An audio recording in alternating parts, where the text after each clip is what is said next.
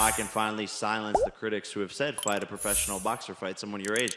I agree, I haven't proven that, but this is why this fight's so big. This is why I'm so excited. And this is why I've given this guy multiple chances on chances and paid him so much money to finally show up. And it really seemed like the only time he wanted to get into the ring is when I increased the amount of money. And so thankfully he's here now, and he keeps on saying it's a easy fight. He says it's going to be, you know, knocking me out, starch me, all of these things. He comes from the bloodline. He's been doing it his whole entire life. I just want to know, Tommy, do you think this is going to be an easy fight? Where are you? Because I want to look you in the eyes when I say this. Where are you? I can't see you. Look at me in the eyes. You're getting put to sleep inside 4 rounds. Let me tell you, I'm not an old man here. I'm a fresh, young fighter. I'm going to put you away.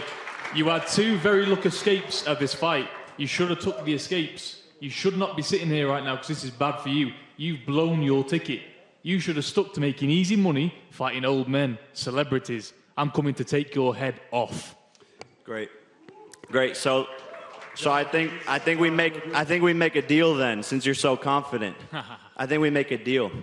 If you win, I'll pay you double what I'm paying you already. But if I win, I take everything that I'm paying you. Delicious. Deal or no deal. Since you're so confident. Deal or no deal, since you're so confident. Take it. Deal or no deal. Take it. Take it. Why are you standing up? Deal or no deal. I want to shake on it. Why are you going to stand up like you want to do something? Sit back down. I just want to shake your hand. Sit back down. Sit back down. Answer the question. What are you going to do? What are you going to do? Answer the question. You've dealt. You've got a deal. All or nothing. All or nothing. You've got it. You've got it. You've got it. Both, you've heard it. He's got it.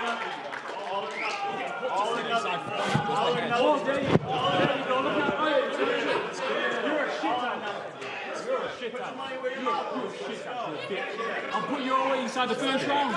First punch. It's over. It's over. You heard that, ladies and gentlemen. It's a deal. It's a deal. Just to confirm, can we have this in writing, please, as well? Because you know what? Thank you, Jake. You're making our night and stay even better. Only in Saudi Arabia. My lawyers actually already have the contract ready. Marcos, can you grab that? Friend. You've got it. And you know what's funny, Tommy, is that your dad agreed to the deal before you. Your dad is more confident than you. Listen, I know you realize what you that they can't be in the ring with you. I can look into your eyes and tell what you are. You ain't a fighter, mate. You're a shithouse. Hold your hand the whole entire time. When your dad just said deal, you were like, hey, guess what? Do you know the funniest thing? Why'd you do that, Dad? The funniest thing about all this, yeah? When I come face to face with you, he can't hold your hand in the ring. I threw half a feint. He can't hold your hand in the ring. I threw half a feint and he reacted. I threw a little feint and he reacted. Give me the money. Can I just say one thing? Like I said, he's a good boxer. I give him that credit. He's fast. He's got length. He's strong. He got them inflatable arms. I don't even know how his arms look like that. He don't got no legs. Like, he's top heavy as shit. He looked like the Michelin Man or something. But there's nothing he can do to stop me. He doesn't have power. You know, he couldn't knock out Daniel Bochinski. He can't knock out the taxi drivers he's been put in there with, who have a combined record of 20 wins and 250 losses. And when I say that stat, my friend came up to me and was like, yo, I thought you were joking when you said that stat.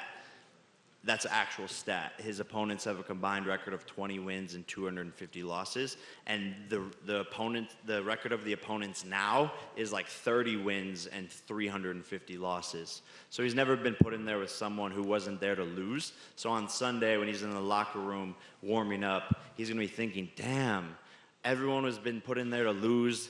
The Warrens put me in there with scrubs, and now I have a real fight, 8 rounds. He's never been 8 rounds, and he's going to get into the deep waters and drown, and I promise that. And this is the last thing I'm going to say, because I'm not in this game to talk. I let me fist do the talking.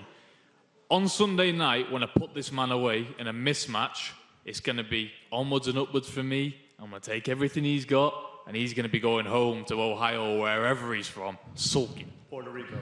Wherever you're from. I mean, I always take every fight seriously. You know, I've fought UFC champions.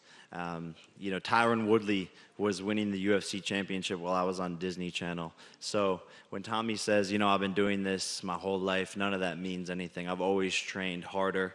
I've always trained tougher than all of my opponents, and I want it more. I have more of a why. I have more of a purpose. You know, I'm Tommy's end goal. This is the biggest opportunity of his life. He's never been on a stage like this. He's never gotten a payday like this. He was getting paid, you know, peanuts compared to this. So really, this is what I do now. And Anderson Silva is one of the greatest strikers ever. Top 5 greatest combat strikers ever. So to go in there and outbox him, put him on the canvas, to me, this is a speed bump and a cakewalk. Basically, keeps on going on and on and on about Anderson Silva and Tyron Woodley. Tyron Woodley was 40 years old. Anderson Silva was nearly 50, not too far off my dad's age. And he took the full distance. And everybody knows in this building who knows about boxing, MMA fighters are not boxers. We all know that. I've absolutely took apart every single MMA fighter I've ever sparred with in my entire life. They're not boxers.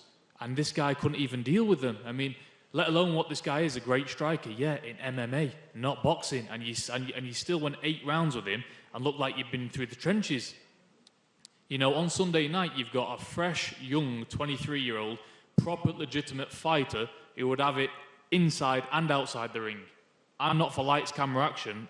This is in my heart, blood and soul, and you're going to feel that. Let me tell you now, I'm not a 50-year-old man, and when you're in the opposite corner and you're getting hit all about the head, the blue flashes, you're going to wake up and realise what boxing is. It's not to fight old men. You've got a proper fighter in here, and he's coming to take your head off. Yeah, look, thank you guys for all coming today. Thank you to the Kingdom of Saudi, Prince Khaled, the Ministry of Sport. I'm excited to be here. We got some legends in the building, Mike Tyson, Devin Haney, Derek Chisora, Sean Porter. The list goes on, honestly. There's too many people to name. But, man, look, we've picked this guy apart. We've studied him. He makes a lot of mistakes. He's great on offense, has got a good jab, lots of combos. Speed, good footwork, good movement. He's a good boxer, but he's not a great boxer, and his lack of defense and lack of head movement is going to be exposed on Sunday. Do you really think that's the case? Before I start speaking, I want to thank everybody for attending today. Thank you to everyone in Saudi Arabia for having us. We've been treated like kings so far, so thank you for that. And no, definitely not. I mean, I think people's got it twisted. I'm in boxing and having goals of being a world champion. So if I am to do that, I can't be dodging people like Jake Paul. Believe you me, the past 2 fights didn't happen because of it being out of my hands completely. The first fight, broke rib. Doctors advised me not to fight. What do you want me to do? Second fight, went to the airport with my full team, ready to go. Denied access into the USA. Still ongoing. Third time's a charm. And we're here, and I'm in super fit condition. I'm ready to go and put this all to bed because for the past 2.5 years, all it's been is, when are you fighting Jake Paul? Da-da-da-da. To even mention my name in the same sentence as that, it's disrespectful to me, who's been boxing my whole life. And I'm going to clinically knock this guy out early. You look at the likes of Floyd Mayweather, his 9th fight, not his 7th, his 9th fight was against a 1-13 boxer. Gervonta Davis, one of the most talked about current boxers in the world. 8th fight against the guy who was making his debut, who never fought again, and was 1-2 as an MMA fighter. So are we worried about protecting Jake as an asset? No. Jake is focused on disrupting boxing, taking risks, and putting on great events. There's only one way we've been training for this, and that's the knockout. People don't want to see people shadowboxing in the ring or making it look hard work. They want to see clean, solid power punches from the off, and that's what you're going to get. Power punching from the first bell. So it's who's got the best chin and the biggest you-know-whats. So I know my son, back in both.